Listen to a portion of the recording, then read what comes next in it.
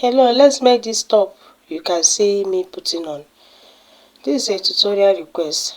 Welcome to my channel once again. To make this top, we are going to start the drafting on the paper. So I have my paper displayed on the table. We are going to start inputting our vertical measurement from the shoulder down to the full length. The bust point is 10.5, under bust 14 inches. The waist is 18.5 inches and the full length is 26 inches. I'm going to rule across what I marked and I will label the lines.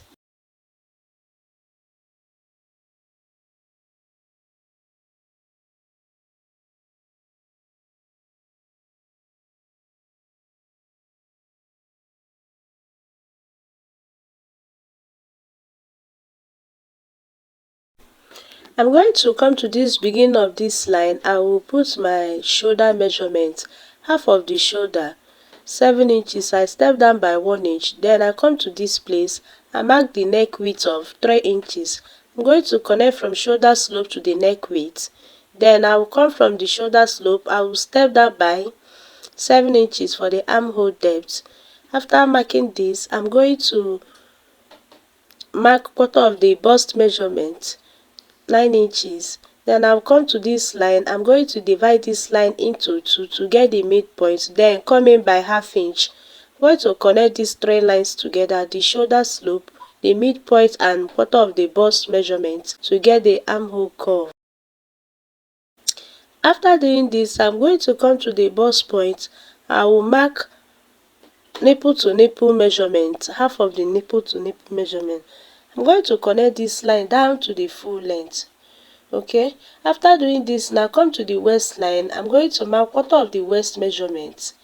Then I will mark quarter of the hip measurement. I'm going to connect this round body measurement together. After gotten this, I will come to the bust point. I will step down by 1.5 inches for my side dart. Then after I step down by 1.5 inches for my side dart, I will connect it to the center dart. I've come to the full length of this pattern. I'm going to step up by 1 inch to get a curve there. Then I will curve from this point to the point that I marked 1 inch. Next thing I'm going to do is to determine the neck depth. So I'm going to still maintain the bust point position 10.5 as the neck depth. So I will connect from this neck width like this to this point. You may not need to bend this curve rule this way if you want a very sharp V-neck. So next thing I'm going to do is to cut and cover up this side dart just the way you see me doing, okay? Now it's time for me to make the curve you can see in the front of this dress. So I will come from the waistline. Watch the way I place this curve rule. If you don't have this type of curve, you can use a free hand, but you connect from the waistline by the side to meet this neck depth at the bust point, okay? Then we're going to cut.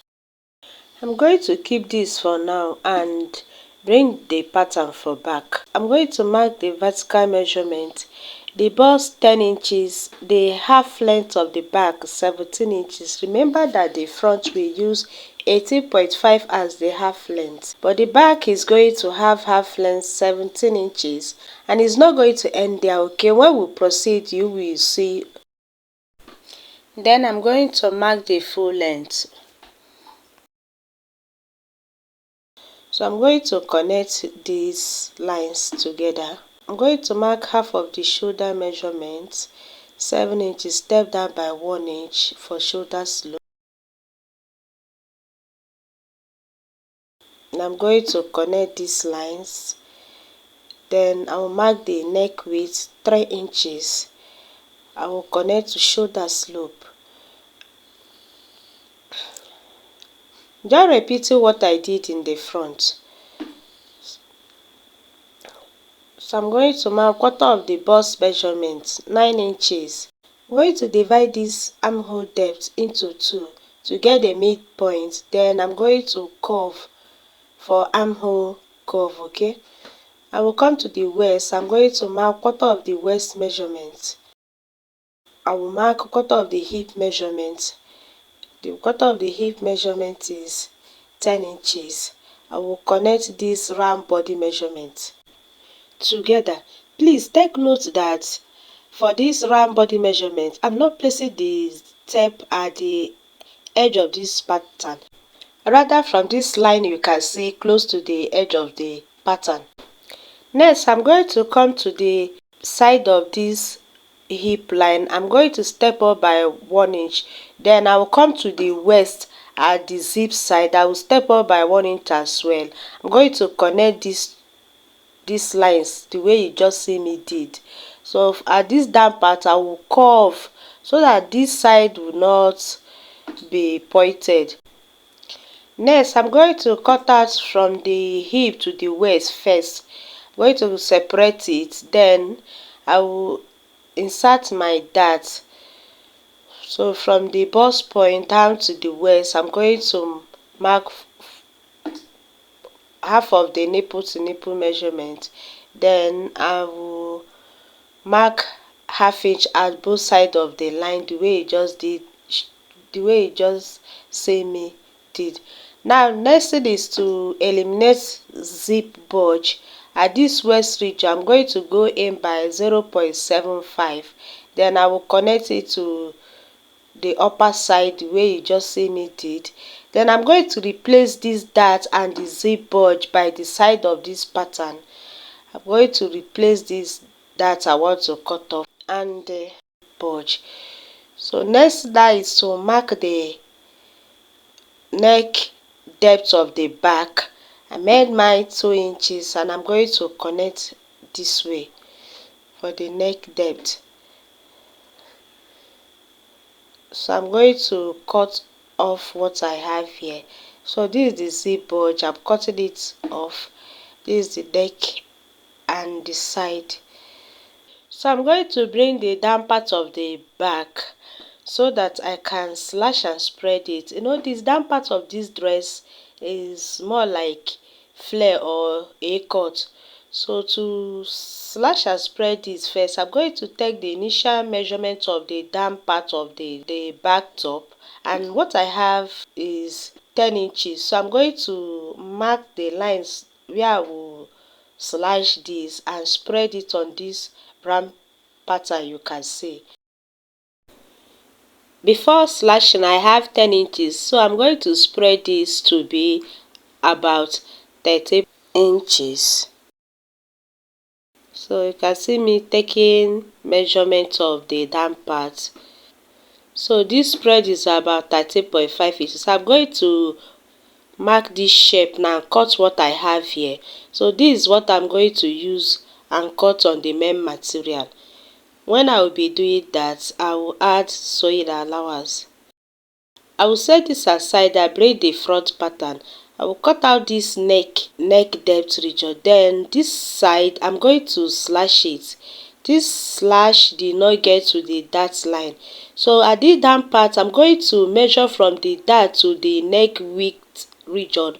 What I have there before slashing was 5.5. So I'm going to spread. I'm going to spread this on a new pattern. After spreading, I have about 11 inches from the neck depth region to the dart region. So this slash did not get to the side of the pattern, round body measurement side. Please take note. So I'm going to trace the shape I will cut. So this little place, I'm going to make it curve. I'm not going to leave it sharp, like I will curve it this way. Please take note that this is the upper part of the front. So I'm going to bring the down part after cutting this thing out. I will also slash and spread it. Now this is the down part of the front. I'm going to take note of what I have here, just like the back. At the down part, I have 10 inches. I'm going to slash this now.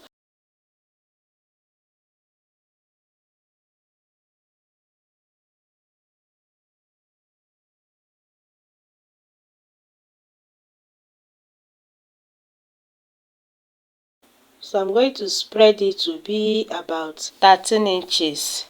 Next thing is for me to trace and cut. Then I'm going to bring the main material that I will use for this pattern. I'm going to bring it and cut all this pattern with it.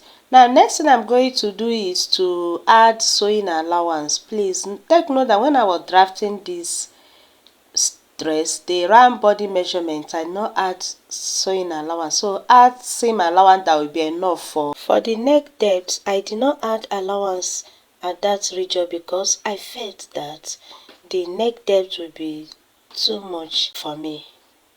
This is the down part. I added 1 inch allowance, which will be enough for the folding. You know that you are going to hem the down part of this top, so add allowance suitable for you. Okay, after cutting, next thing we are going to do is to start sewing. This is the upper part of the back, this is the down part of the back. Please, if you are watched to this point, support me by clicking the subscribe button, turn on the notification bell and share this video with people so that they can participate in learning about something like this. So I'm going to remove this pattern. I will open the upper part of this dress. This is the down part rather. So I'll open the down part, then bring the upper part. This one on top is the upper part. So I'm going to pin it this way. When I get to the neck region, I will start pleating. Okay, I'm going to pin it from the side. If you can see the style very well. So this is the neck region. I'm going to pin it. I'm going to start pleating now. This pleating, I think is facing upward. At this side, I think there's a little mistake. When you are making yours, just make sure that the left hand side and the right hand side pleat, they correspond. Okay,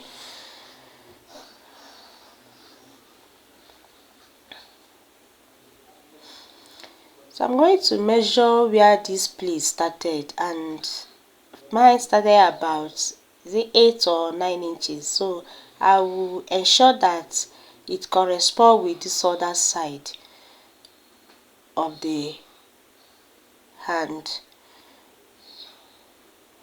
So if I go over to machine, I will use a half-inch sewing allowance to join this, or seam allowance to join this.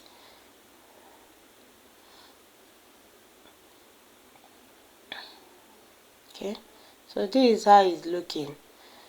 So I'm going to join it if I go over to machine.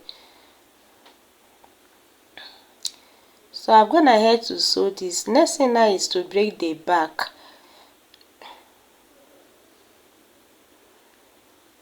So I'm going to open the back this way. If I go over to machine, this is how I'm going to sew it. So I'm going to sew this and attach the zip as well. I use invisible zip for this tutorial. So this is the down part. I have gone ahead to attach the zip.